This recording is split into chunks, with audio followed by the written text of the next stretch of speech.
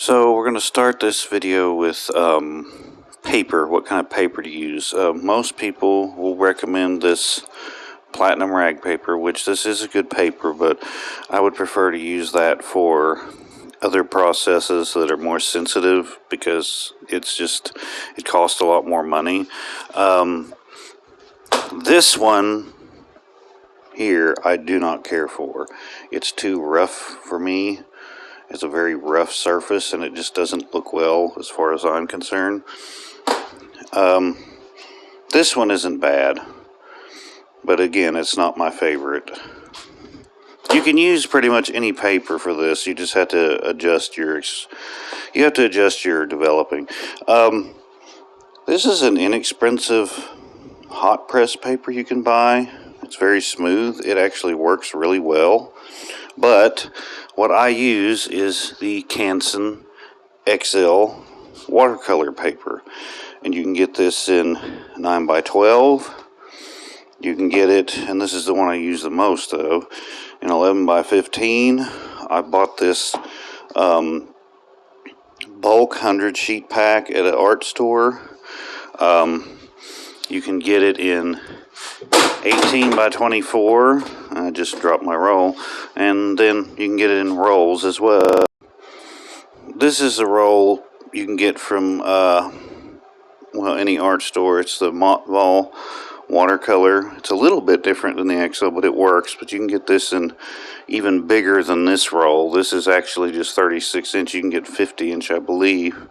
But what we're going to be using for this video is this Canson XL watercolor. For those who do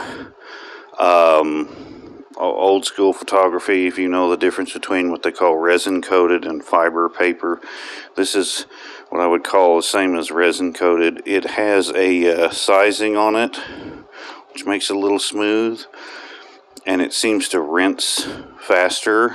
The emulsion washes off better on it. It's inexpensive, but it's heavy. I like the fact that it's very heavy. It's 300 gram or 140 pound, so it's sturdy paper.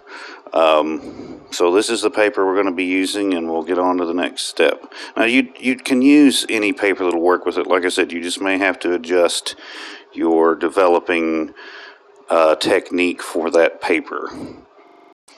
One other thing I forgot to add, although I haven't tried it for this process, this is cotton, regular cotton.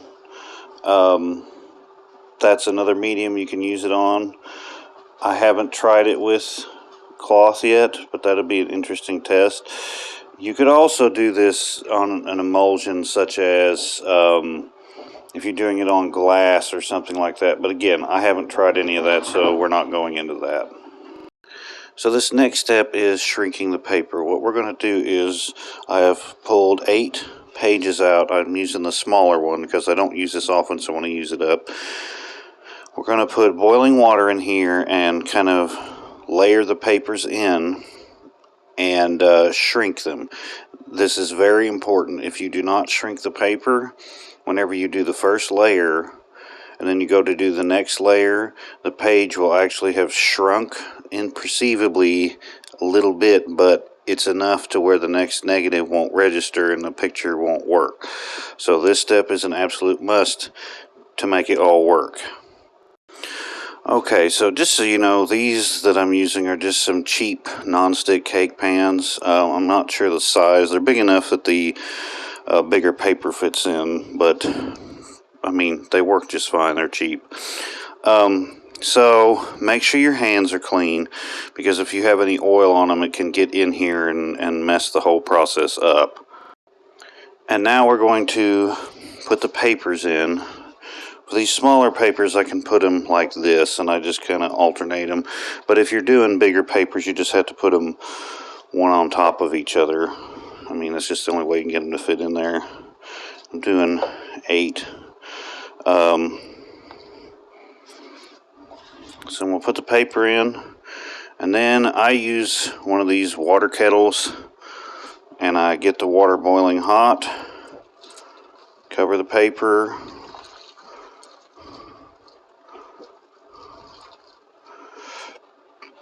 And this step is very important. If you don't do this, then none of the preceding steps will work properly. So I'm going to go get some more boiling water and come back, and then we will kind of flip these around to make sure they're in there correctly and are getting covered.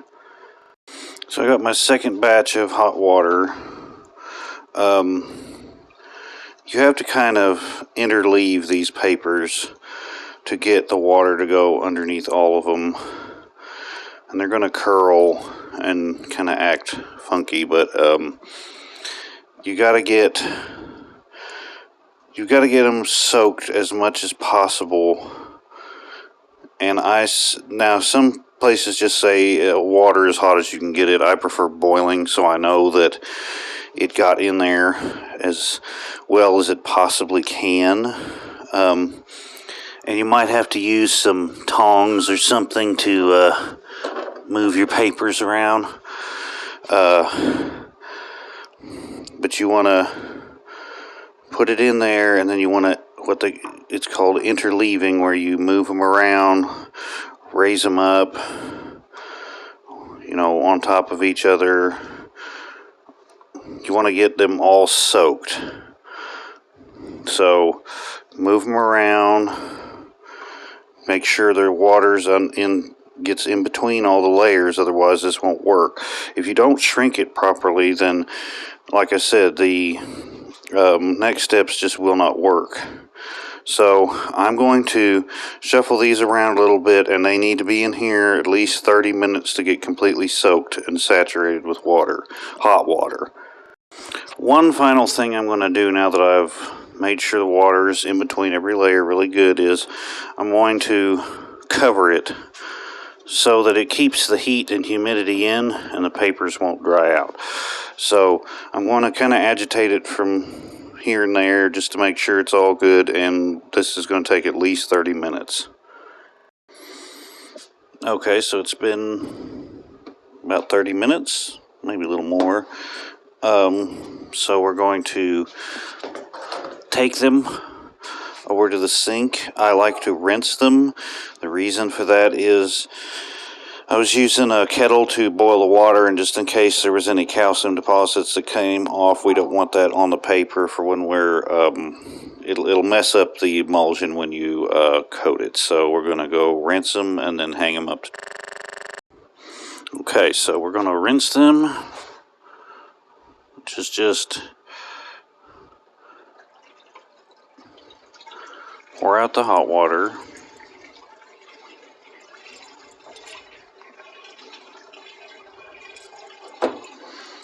Then run cold water over them. I think running the cold water also helps shock them to help them shrink a little better.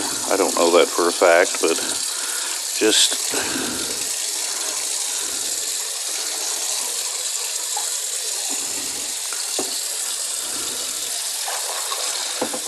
if you're super concerned about it, you can always rinse off each page individually. I'm not too worried about it, just based off of tests I've already done. So I'm just getting it good and rinsed off, and then we'll drain it and hang them up to dry.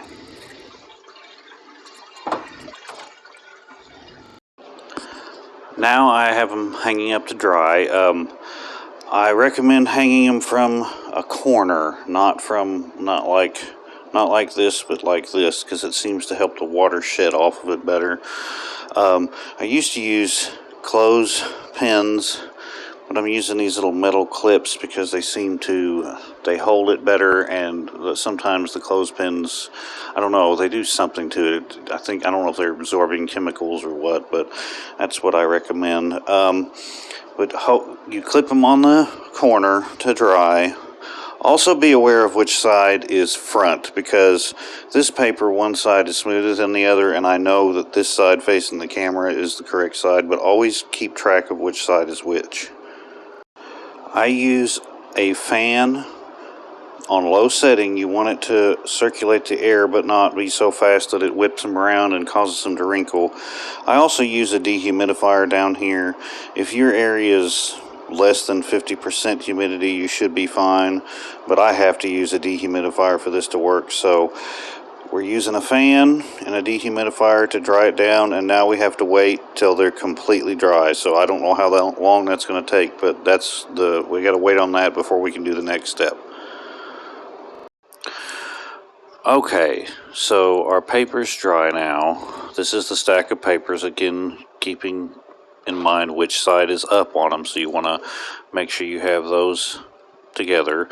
Also, always, these are a couple that haven't been shrunk. You want to coat a couple of them just so you can do, if you need to do exposure tests, you don't want to use up the paper you spent all that time shrinking. Now I have to get into formulas and such. I highly recommend this photographer's formulary cyanotype kit. This is pre-mixed. I have a dry and a pre-mix, which I'll show.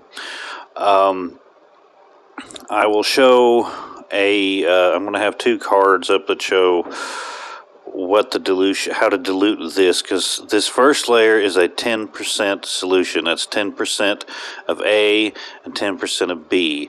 These are already mixed. So what I do is I buy the chemicals in bulk. So here is a pound of the ferric ammonia citrate. I buy that in a pound, and I also get a pound of the potassium ferric cyanide. So I get these in bulk and mix them. In fact, I just keep mixing them, putting in those bottles over there. But for this, we need a 10% solution. So that's 10% ferric ammonia citrate and 10% potassium ferric cyanide. These are already 10% solutions, so I am going to use those. So I'm going to have two cards up here showing what you need to do to dilute those. I'm not going to show mixing of this because that's easy to do, but I will show mixing it from scratch, what the ratios are, and diluting it from already made from this company. So this company is what I buy all of the bulk chemicals from too, just so you know. Okay, so just so you know, the chemicals I'm using all came from Photographer's Formulary. They're really good. Doesn't matter where you buy them from. This is what I use. Now, I started off using this, and these make a lot, but I switched to using the chemicals, the raw bulk chemicals, because I'm making a lot of it. They also have a kit for just a dry kit. I recommend that one too. Either one is fine. You can dilute both down to what you need, but those are the two things you'll need besides the paper for this project. The other very important thing is layer 1 is a 10% solution. So 10% ferric ammonia citrate and 10% potassium ferric cyanide. If you're going to make it from scratch, you just take 10 grams, put it in a graduated cylinder, and add distilled water to make 100. And the same thing here, 10 grams of the potassium ferric cyanide and make 100. I mean, you can double it, triple it, quadruple it, whatever, but that's what you need to make a 10% solution. And then you mix those in equal parts to actually coat the paper for layer 1. We'll get into layer 2 after all of this. If you don't have the bulk chemicals or just the powdered chemicals, you can use the already mixed ones, and that's what this is for. So the bulk one is 20%. So all you have to do is take the solution A, which is the citrate solution, and dilute it in half. So one part solution, 1 part distilled water, and you have a 10% solution. You don't do anything to solution B since it's already at 10%. It's fine. And then if you do that ahead of time, dilute it, then I would put that solution in a dark bottle so that you can mark it as a 10% solution, so you know that that's what it is, and so it can be used for future projects. You can add a preservative to it. Don't add dichromate or any of that stuff, but you can add a preservative to it, and it's just fine. It might make a little brown, but it'll be fine. And then all you have to do is mix your diluted solution with solution B, and that's 10-10. So just so you know, that's what you need. This the chemistry for this process, and it's 10-10 because that works with it. The classic one just doesn't seem, the 20 to 25 to 10 doesn't seem to work with this at all. Alright, so these are the supplies you'll need. I use a 2-inch foam brush for coating and a 3-inch for brushing off excess. You want your 10% solution. I use a disposable cup to mix it in, and then something to be able to measure more precisely. The reason you're using a 10-10 solution is it gives better tones and more control over contrast. And it's very important that it's 10-10. The traditional is 25-10 or 20-10. So it needs to be a 10% solution to work. Also, I have this paper is larger than the ones we're coating, and this is so we can brush off excess if we need to. That's very important as well. Another thing I wanted to point out is the light I'm using for coating. That is a 7 to 8 watt LED that is it's very amber looking. I want to be able to see what I'm doing with the paper. Also, that light's about 6 feet away from where I'm going to be coating, because I want to be able to see. I need to be able to look at the paper at an angle, let the light reflect off of it, and see how wet it is. I just have one light on right now. I've shut all the rest off. This is sensitive to light, but it's not that sensitive. So you could do it in a dim room. You don't want natural light in the room. But if you have a single bulb that's maybe 10 feet away, you should be fine. So that's an important other step to remember. Now this part's going to be kind of hard to see, but what I'm going to do is, on this cylinder, I'm going to make 40 milliliters of solution. So I need to bring it up to 20 with one and 20 with another one. Or 20 with A and 20 with B, I should say. And that'll make 40 milliliters of solution. Okay, so I've measured out 20 of solution A. If you look, and this looks a little brown, I used thymol, or thymol, I'm not sure how you pronounce it. It's diluted. It's dissolved in rubbing alcohol, and it's a preservative. So I added that to this. You don't have to do that. That's just what I did. In fact, it kind of scared me when I saw it go a little brown, but so far I haven't had any problems with it. So we're going to put the 20 of solution A in there, and then I'm going to measure out solution B. Okay, this is the solution B. Pour that in there, and that's probably more final solution than I need for this project, but that's just to kind of show you what's going on. I swirl the little cup around to mix it really good. Make sure it's good and mixed. Some places say you can keep the mixed solution for a while if it's kept cool or whatever. I do not. I try to only mix what I need. It's not a good idea to try to keep it once it's mixed together, because it just starts degrading at that point. So now that we have that mixed together, I put my 2-inch foam brush in it and let it sit for a second just so the brush will soak it up, and then we will get on with coating. Now it seems weird to have a video about coating, but there are some important things to note here. Okay, so we're ready for coating. I have the paper I'm going to coat on top of this other paper.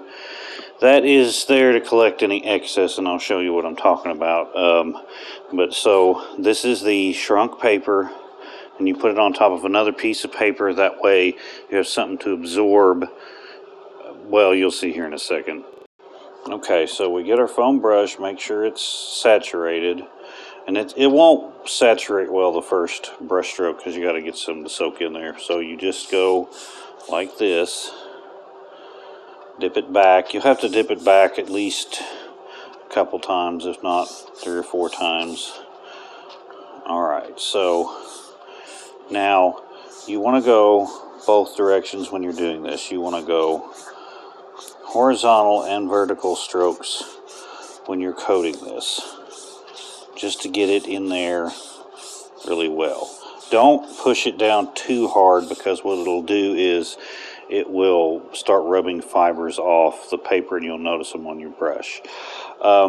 If you can see the reflection, you can see just how wet it is or not wet. But if you look down the corners, if you notice that you get too much, that's where you can brush that all the way off onto the other paper. So now you don't have to worry about if it's too wet. Just brush it all the way down. And in fact, that's what I like to use the 3-inch brush for. If you need to, just brush it all the way down, one direction or the other. It's probably good to go a couple directions just to be sure. But then that's it. That's all you do for coating. So horizontal, vertical strokes, make sure it's coated. Make sure it's coated as far as you need it, or it won't do any good. Now, this is important too. So you're going to dry these, but for the first minute or two, keep them flat like this. And that allows the emulsion to kind of soak down into it. So lay them flat for a couple minutes, and then we'll hang it up to dry. Okay, so I have the papers up to dry now. Always be sure to use a fan and or a dehumidifier if you've got one.